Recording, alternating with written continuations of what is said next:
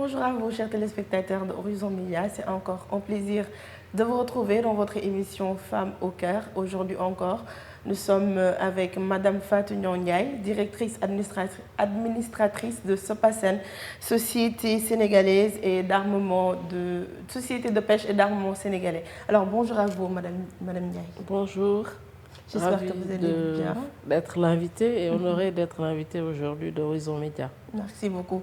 C'est un plaisir. Alors, comme je viens de le dire, elle est l'administratrice et la directrice de Sopasen. Sopasen qui est une société de pêche et d'armement sénégalais. Alors, Madame Ndiaye, aujourd'hui, est-ce que vous pouvez nous dire un peu votre parcours, là où vous êtes passée avant même d'arriver ici à Sopasen? Alors, moi, je suis une femme sénégalaise et je fais partie de cette génération qui a fait toutes ses études au Sénégal, depuis le lycée Blaise Diagne, l'université de Dakar, la première promotion de l'Institut supérieur de management. J'ai fait aussi une maîtrise en gestion financière au CESAC. Et voilà, j'ai fait toutes mes études au Sénégal. Ensuite, j'ai commencé dans le secteur de la pêche en 1994 à Amergé Casamance. Ensuite, cumulativement à mes fonctions de directrice générale à Amergé, j'ai aussi été directrice générale de Sénévisa. Et depuis 2015, je suis à la Sopasen. La Sopasen, c'est une société spécialisée dans l'exportation des produits de la mer. Et nous faisons un chiffre d'affaires entre 17 à 20 milliards de francs CFA, avec à peu près 1 millier de personnes qui travaillent sur le site. Et nous exportons à travers le monde, en Afrique, en Europe, aux États-Unis et en Asie. D'accord. Par ailleurs, après une vingtaine d'années d'expertise dans ce secteur, j'ai eu envie de partager beaucoup plus mon expérience à d'autres.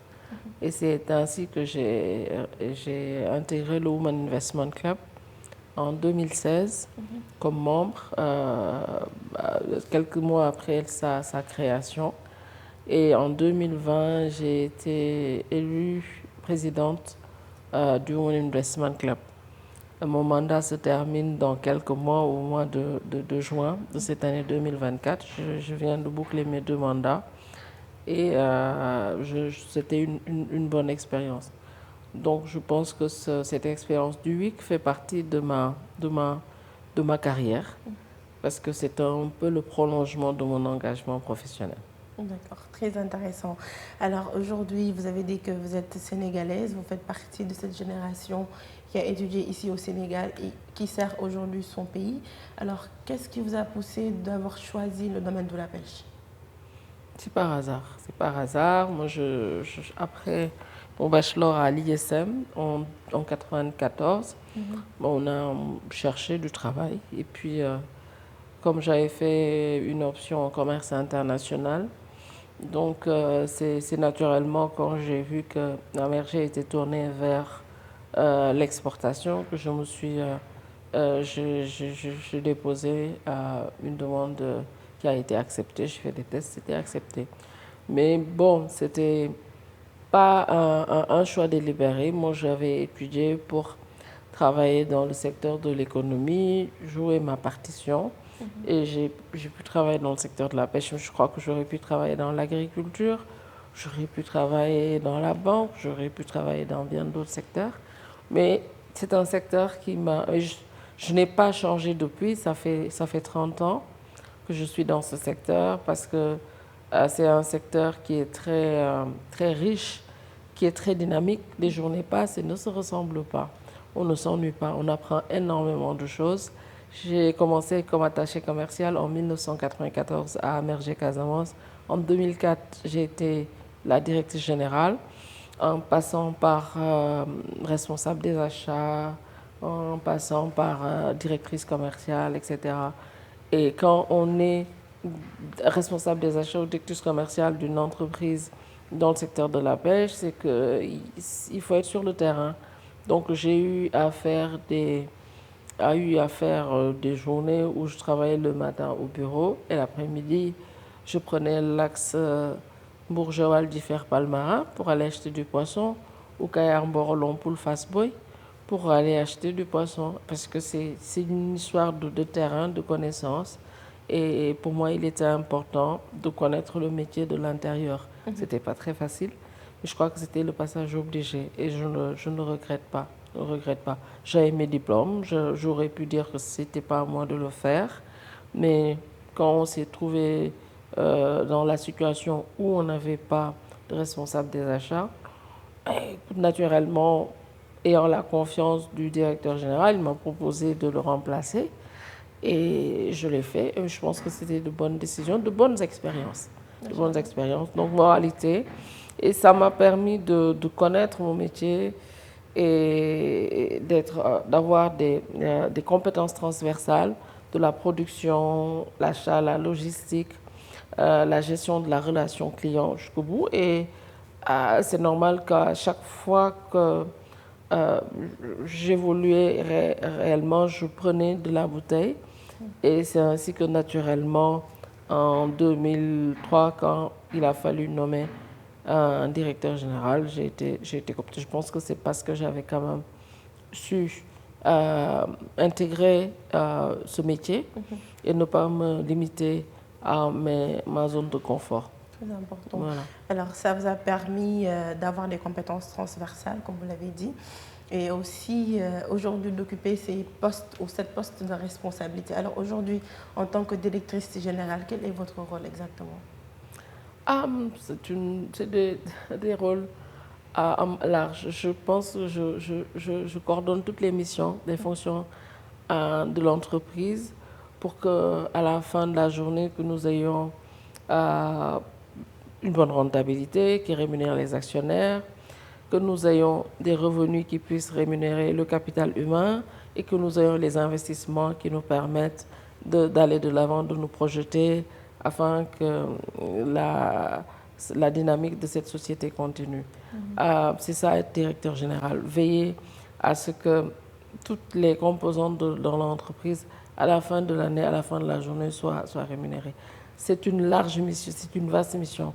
Ne serait-ce que tenir entre ses mains la responsabilité d'occuper un millier de personnes, c'est une lourde responsabilité.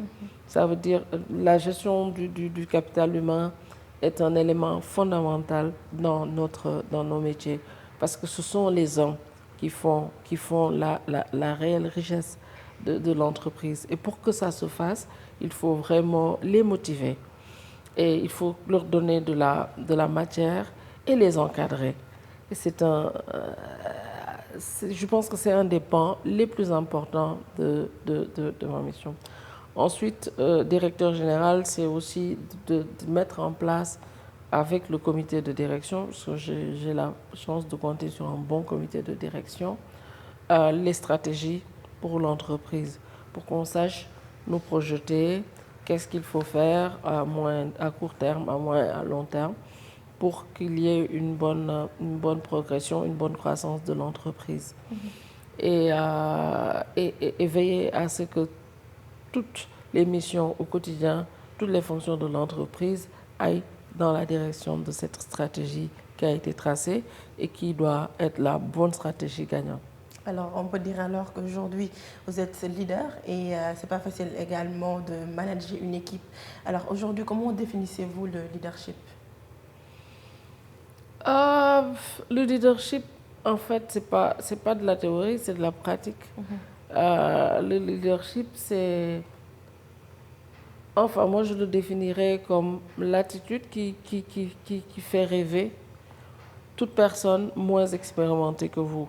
Je pense que c'est ça un peu le leadership, que les gens s'assimilent à vous parce que vous bossez, parce que vous avez les bonnes décisions, parce que vous êtes éclairé, parce que vous avez cette générosité qui vous fait partager votre expertise avec les autres, parce que vous avez l'aptitude, la compétence et la compétence et je pense, la foi de tirer les gens autour de vous et de leur pousser à donner la meilleure version d'eux-mêmes. Je pense que c'est ça un peu le leadership. Moi, je suis une poissonnière, hein. Je ne suis pas douée pour les grandes théories. Moi, je suis dans le terrain. Je suis vraiment une personne de terrain et je pense que, comme disait Wole Soyinka, le tigre ne clame pas sa tigritude, il se jette sur sa proie et la dévore, bien que c'est un peu fort. Mais je pense qu'on a beau mettre des grandes théories sur le leadership, c'est sur le terrain que ça se passe. C'est cette étoile que tu fais briller dans les yeux des jeunes autour de toi qui, demain, veulent te ressembler. Et je dirais un peu l'anecdote, quand on était à l'ISM, on avait des sessions tous les mercredis de rencontres de personnes qui étaient champions dans leur domaine d'activité. C'était parfois des banquiers, parfois des hommes d'affaires, parfois des chefs d'entreprise. Beaucoup de gens passaient nous voir. Et c'était des jeunes Sénégalais, des avocats, etc. Et quand on les voyait, qu'ils parlaient de leur parcours, étape après étape, qu'ils nous en disaient un peu plus, ça nous a dit, bon, ben, moi, si je patiente, si je lui mets, pourquoi pas lui? Et ce qui a fait qu'on nous avait vraiment gonflé à bord pendant cette formation à l'ISM. Parce que c'est vrai que moi, j'étais sortie de l'université de Dakar, j'ai intégré l'ISM pour une formation, mais je pense qu'au-delà de la formation théorique, la différence avec l'université de Dakar, où il y avait vraiment une bonne base qui était appréciable, des bonnes bases très, très académiques, mais il y avait aussi ces volets de gestion, de développement personnel dont on avait bénéficié au niveau de l'ISM et qui nous mettait les idées en tête, qui nous traçait les chemins de l'ambition. Et pour ça, je pense que ça a fait la différence. Et c'est pour ça que pendant notre pendant cette première promotion, qui était à l'époque de 18 personnes, je retrouve beaucoup d'amis qui sont aujourd'hui leaders dans leur domaine d'activité et qui ont quand même eu une très très riche carrière. Et donc, on nous mettait ces idées-là en tête. Et c'est pour ça que moi, quand j'ai intégré la première entreprise où j'ai été, je suis entrée en me disant, je vise le sommet. Je ne suis pas venue en me disant, je suis là, je fais mes 8 heures, je pars. Je ne l'ai pas fait. Et je crois que dès le premier jour, je me suis dit, mon objectif, c'est de terminer au top. Et quand on veut terminer au top, on ne rechigne pas. On essaie de comprendre toutes les fonctions de l'entreprise, on essaie de nous améliorer. Et c'est pour ça qu'après quelques années, je suis allée au César, j'ai fait des études en langue, je parle couramment espagnol. J'ai appris ça parce que j'avais des clients espagnols. Je parlais couramment italien, j'ai un peu perdu parce que j'avais des clients qui ne parlaient qu'italien. Je me suis mise aussi à l'anglais, écoute, toujours parce que j'avais en face des gens avec qui il fallait communiquer et je ne suis pas restée dans ma zone de confort. Ça m'a permis, avec le contact de ces gens-là, de m'améliorer et j'ai toujours eu une position, je ne dirais pas de leader, mais responsable. Quand les gens me disent aller rigoler dans un bureau ou autre, je ne voulais pas le faire. Parce que je me disais toujours que si demain je dois diriger ces gens-là, il faut qu'ils ne puissent pas me reprocher des comportements qui n'étaient pas très réglementaires. Donc ils me trouvaient un peu guindée, ils me trouvaient toujours un peu guindée, mais ce n'était pas grave. Pour moi, c'était nécessaire de le faire parce que je m'étais mis dans la tête que demain, je peux être un dirigeant important de cette entreprise. Donc, de mon comportement du premier jour à ma sortie, ça devait être un comportement irréprochable, un comportement de dirigeant, un comportement de leader. Et ça n'a pas raté. Je suis passée en 1994 attaché commercial CAR à directeur général en 2004 dans une entreprise qui n'était pas une entreprise familiale, une entreprise qui était ouverte avec une société espagnole dans le capital. Et voilà. Donc, Alors, tout à l'heure, vous avez dit que vous êtes en même temps présidente de WIC. Alors, aujourd'hui, est-ce qu'il y a une différence entre Madame Ndiaye, présidente de WIC, et Madame Ndiaye, directrice de SEPACEN? Non, c'est la même personne. Madame Ndiaye, présidente du WIC, est le prolongement naturel de Madame Ndiaye, directrice générale, parce que mon engagement au WIC est un prolongement de mon engagement professionnel. J'ai adhéré au WIC parce que ayant capitalisé plusieurs années d'expérience et d'expertise dans mon secteur, j'ai voulu partager cette expérience, cette expertise à d'autres femmes. Il me fallait trouver un canal et WIC, en étant un club d'investissement de femmes, répondait parfaitement à ça parce que c'est un club qui a été créé en 2016, fondé par 4 Sénégalaises et qui a pour mission de fédérer des femmes investisseurs pour pouvoir investir ensemble avec d'autres investisseurs dans des projets dirigés par des femmes. Donc, pour moi, au-delà du capital, WIC, c'est un réseau de 99 femmes et nous mettons ensemble nos expertises diverses, des expertises dans le domaine de la pharmacie, dans le domaine de l'architecture, dans le domaine de l'agro-industrie, de la banque et du BTP. Nous avons énormément de compétences et nous mettons ces compétences-là ensemble pour pouvoir appuyer d'autres jeunes femmes, d'autres jeunes entrepreneurs et leur offrir des raccourcis. Parce qu'en général, quand une personne qui a quand même une trentaine d'années parle à une de ses cadettes ou de ses filles qui vient de démarrer, on peut leur éviter certaines erreurs de débutants. Et c'est important parce que quand l'entrepreneuriat n'est pas un long fleuve tranquille, on a tellement de défis que si on arrive à trouver une personne qui peut vous donner une main, elle est très très appréciable. Et nous essayons, oui, de donner cette main-là, qui n'est pas juste financier. On donne de l'argent, on finance des projets de femmes. Mais le plus important, c'est aussi qu'on leur donne ces raccourcis, ces accompagnements. Et surtout, on leur donne aussi cette... comment ça s'appelle cette... j'ai pas le mot...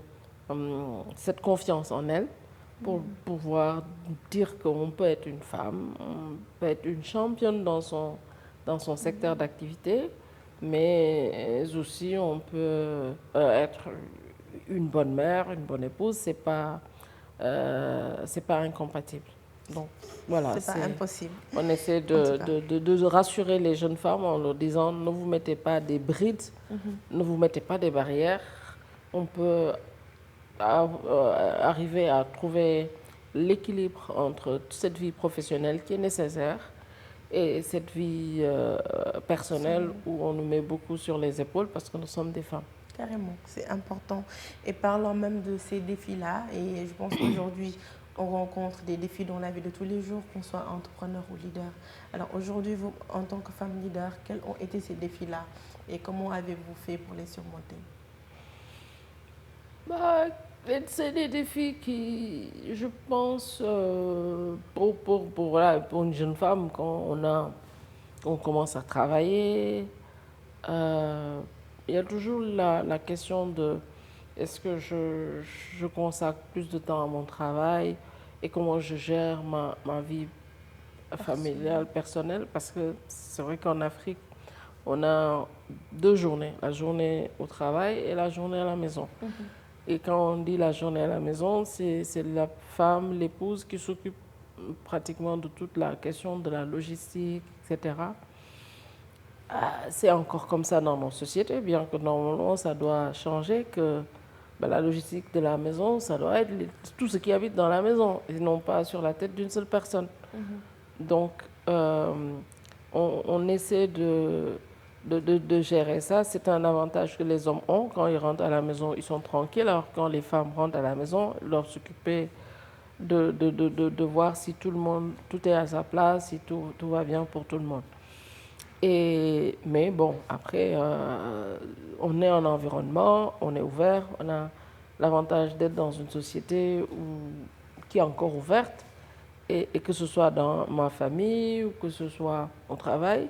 Moi, j'essaie toujours de, quand je suis au travail, j'essaie de donner le meilleur de moi-même. Quand je suis à la maison, j'essaie de donner, en sachant que je suis une seule personne et que, bah, écoute, je n'avais pas d'ambition extra que je ne pouvais pas, que je ne pouvais pas satisfaire. Donc, je n'essayais pas de faire comment elle s'appelle? C'est pas Wonder Woman, c'est euh, une extraterrestre qui est une extra championne, non? J'ai essayé de faire les choses que je savais faire, que je devais faire quand je pouvais le faire. C'est aussi simple que ça. Je ne me mettais pas des objectifs qui étaient au-delà de mes possibilités. Et je ne voulais pas être celle qui était parfaite sur tout, pas du tout. Et je donnais le meilleur de moi-même. C'est aussi simple que ça. Tout naturellement. Tout naturellement. Donc, la moralité, c'est que pour réussir sa carrière, je pense qu'il faut faire les choses comme nous les sentons et pas comme les autres veulent qu'on le fasse. J'ai envie à un certain moment de donner plus à mon travail parce que c'est nécessaire, je le fais. J'ai envie à un certain moment de donner plus à ma famille parce que j'en ai besoin, je le fais. En fait, la personne, l'être important au centre de ma vie, c'est moi. C'est pas l'époux, c'est pas l'enfant, c'est pas les parents, c'est moi. Et au compte tenu de tout cela, je tourne et j'essaie d'irradier de manière positive toutes les personnes qui sont autour de moi.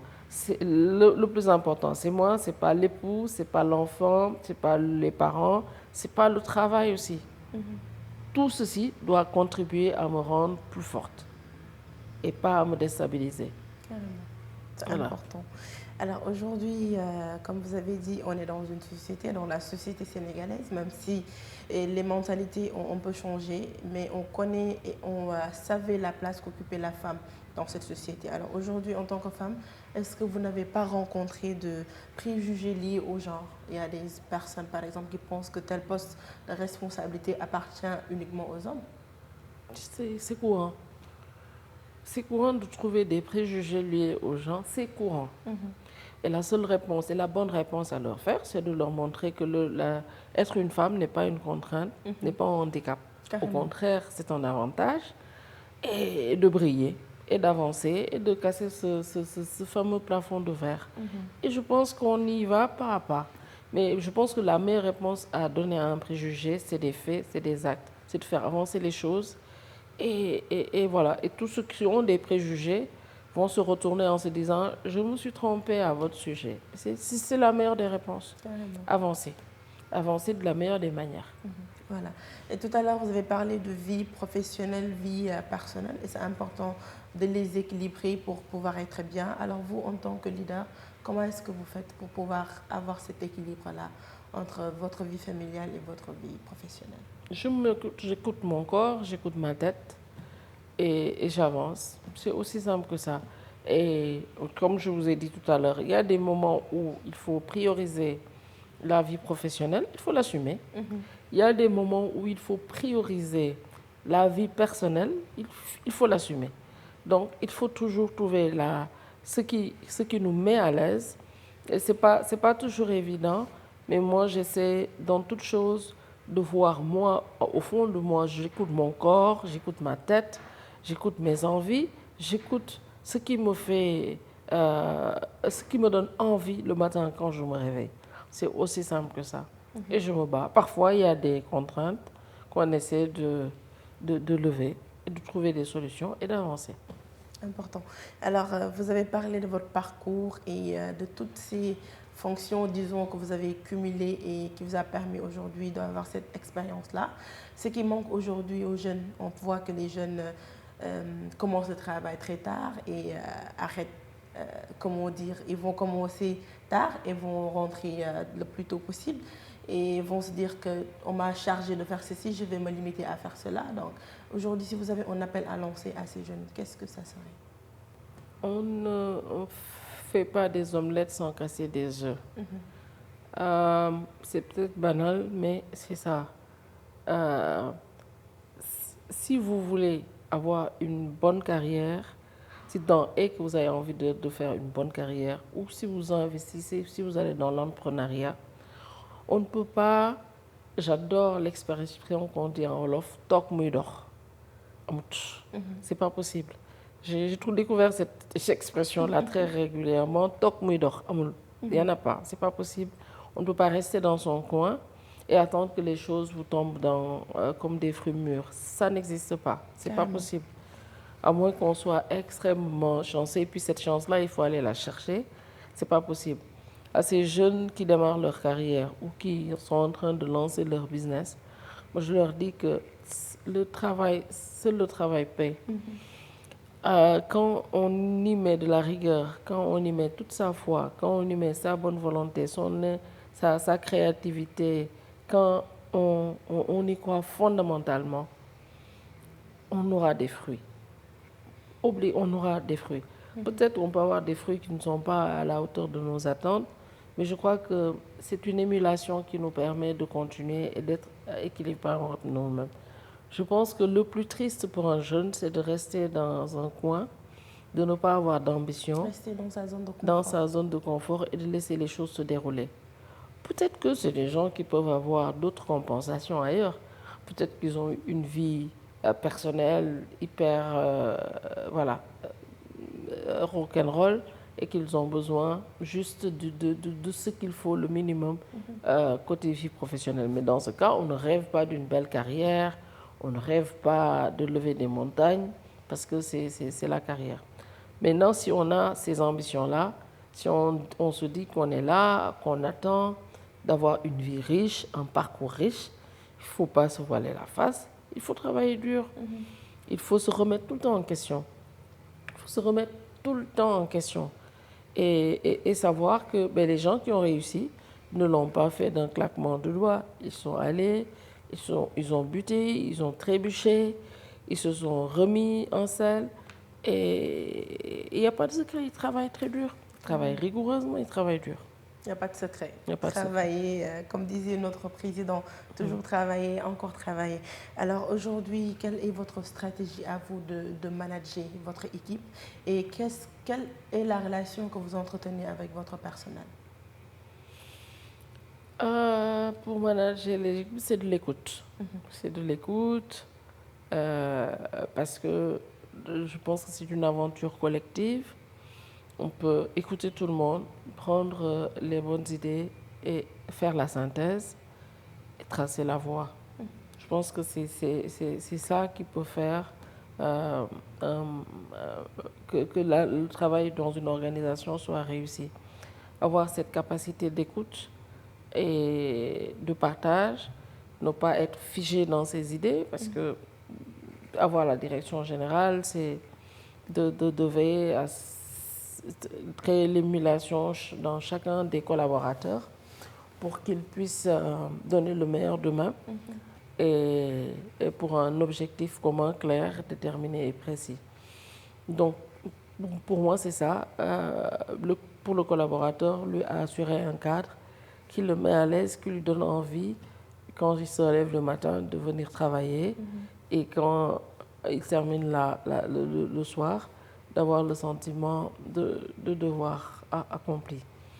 Maintenant, chacun a géré sa carrière. Il y a des moments où le collaborateur préfère rester. Moi, j'aime bien trouver les conditions pour que les gens puissent se sentir à l'aise, qu'ils restent, et puis surtout qu'ils se sentent à l'aise, qu'il y ait de l'émulation, qu'il y ait de la matière, qu'ils se sentent évoluer, qu'ils restent. Maintenant, s'il arrive que le collaborateur choisisse une autre voie, écoute, que l'expérience vécue à mes côtés soit déterminante dans cette nouvelle page de sa vie qu'il va ouvrir. Donc, le collaborateur ou la collaboratrice, c'est un peu ça pour moi, la gestion de ce travail en équipe, que toutes les expertises, les expériences passées ensemble puissent servir, que ce soit dans l'organisation ou que ce soit dans un autre chapitre de sa vie. Il faut veiller que ces moments-là, que ces pages soient de belles pages. Important. Alors aujourd'hui, on voit également que les femmes commencent à occuper vraiment des postes de responsabilité et toujours, si on parle de ces préjugés liés au genre, il y en a d'autres qui pensent que pour que la femme puisse accéder à un poste, quand même, faudra qu'elle passe par des propositions indécentes. Alors, quels conseils pourrez-vous donner à ces genres de femmes-là qui vivent ces situations? Écoute, je pense que les propositions indécentes dans le cadre professionnel ou autre, ça fait partie de la vie. Il faut savoir ce qu'on veut dans la vie et travailler pour ça. Ça, c'est des choses qui peuvent arriver à tout le monde, hein. C'est des choses qui peuvent arriver, que ce soit dans le milieu professionnel, que ce soit chez les clients, chez les fournisseurs, etc. C'est un environnement. Je pense qu'aujourd'hui, les femmes n'ont plus l'apanage d'avoir des propositions indécentes. Il y a des hommes qui font des propositions indépendantes aux femmes. Il y a des femmes qui font des propositions indépendantes aux hommes. Ouais. Il faut savoir que c'est des choses qui peuvent, des contraintes de la vie. C'est comme quand le temps il fait chaud, tu trouves des habits. Voilà. Quand il fait froid, on se couvre. Donc, moi, quand je trouve des gens qui sont indécents, de par mon éducation, de par mes principes, de par ma morale, j'essaie de contourner tout cela en restant droit dans mes bottes et sur mon sujet. Mais c'est aussi simple que ça. C'est vrai qu'on ne peut pas donner des recettes miracles par rapport à la gestion de ces propositions indécentes, mais je trouve que la meilleure des réponses à donner, ce sont ces valeurs qu'on incarne, c'est son éducation et c'est sa probité, c'est sa probité intellectuelle. Parce que passer par certaines propositions pour accéder à des postes, pour moi, ça manque de sincérité, ça manque d'honnêteté. Et c'est des choses qui ne sont pas acceptables. Donc, à nous de nous outiller, surtout d'éduquer nos enfants, d'éduquer nos enfants, nos sœurs, pour qu'elles aient confiance en elles, pour que ces femmes-là, que ces enfants, que les enfants, les hommes ou les femmes, qu'ils sachent qui ils sont, que ces personnes sachent qui tu es avant de se laisser tenter par des propositions qui ne nous honorent pas. Et puis ce sont des choses qui vous rattrapent toujours dans la vie. Donc c'est vraiment pas la peine de se laisser corrompre pour quelque raison que ce soit. Et je pense qu'il faut être vraiment câblé pour éduquer pour ça et avoir les valeurs pour ça. Et quand on a de vraies valeurs, on ne se laisse pas distraire. Que ce soit dans le cadre professionnel ou autre. Ça, c'est valable pour le cadre professionnel, ça c'est valable pour le cadre personnel, c'est valable pour autre chose. Et il faut le dire aux filles, il faut le dire aux garçons. Ça n'est pas des propositions indépendantes, indécentes que pour les femmes, mais ça l'est aussi parfois pour les hommes. Donc moi j'ai des enfants, j'ai des garçons, j'ai une fille, j'essaie de les éduquer de la même manière pour qu'ils sachent faire face à ce genre de propositions. Très important. Et aujourd'hui, dans le domaine de la pêche, Madame Ndiaye, vous êtes directrice de SOPACEN. Alors aujourd'hui, quelles sont les leçons que vous avez apprises dans ce domaine-là? Dans le domaine de la pêche, les journées passent et ne se ressemblent jamais. Il n'y a pas de... Dans nos métiers, on va à la chasse. C'est un métier de chasse.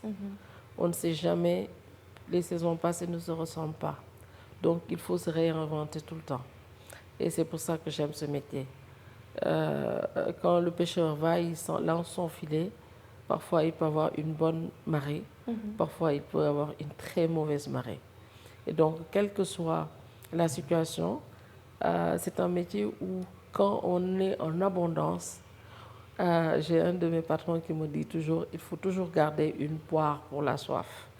Et quels que soient les moments où on vit, si c'est des moments très agréables, très abondants, on se dit que demain, ça va s'arrêter et on le gère de manière modeste, de manière avec résilience.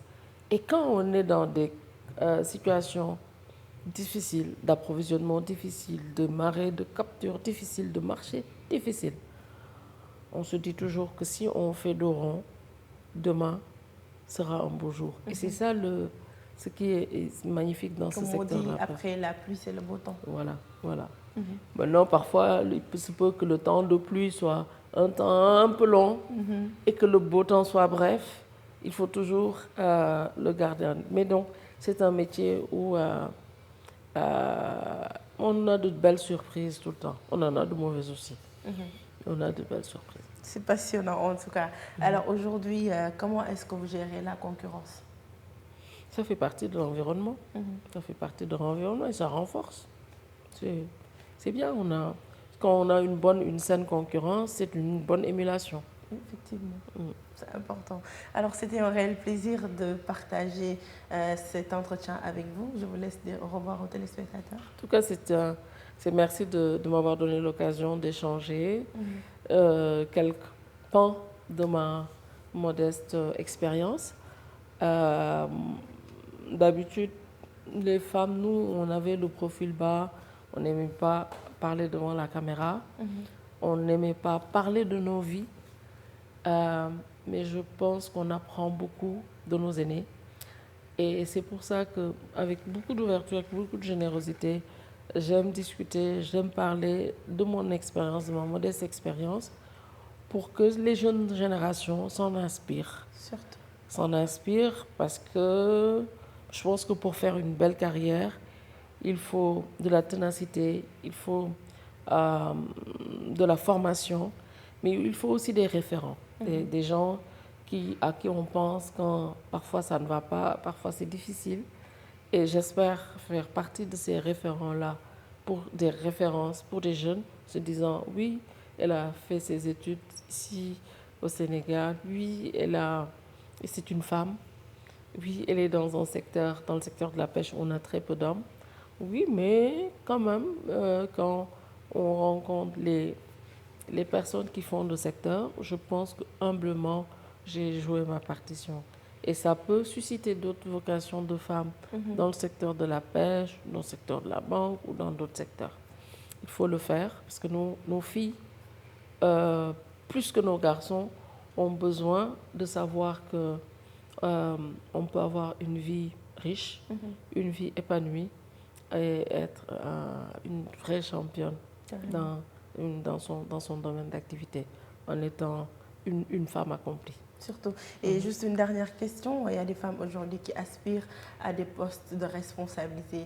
Alors quel conseil donneriez-vous à celles-là? Il faut y aller. Il faut y aller. Faut pas avoir de brides. L'expérience montre que nous les femmes, nous sommes souvent meilleures que les hommes sur beaucoup, beaucoup de domaines. Donc, il faut y aller de manière très décomplexée. Voilà. Merci beaucoup. En tout cas, c'était un réel plaisir. Merci également à vous, chers téléspectateurs. C'était encore votre émission La Femme au cœur. Aujourd'hui, on était avec Madame Fatou Ndiaye, directrice de Sopasen. Merci, c'est toujours un plaisir de vous servir. On vous donne rendez-vous sur un autre numéro de Femme au cœur. D'ici là, portez-vous bien.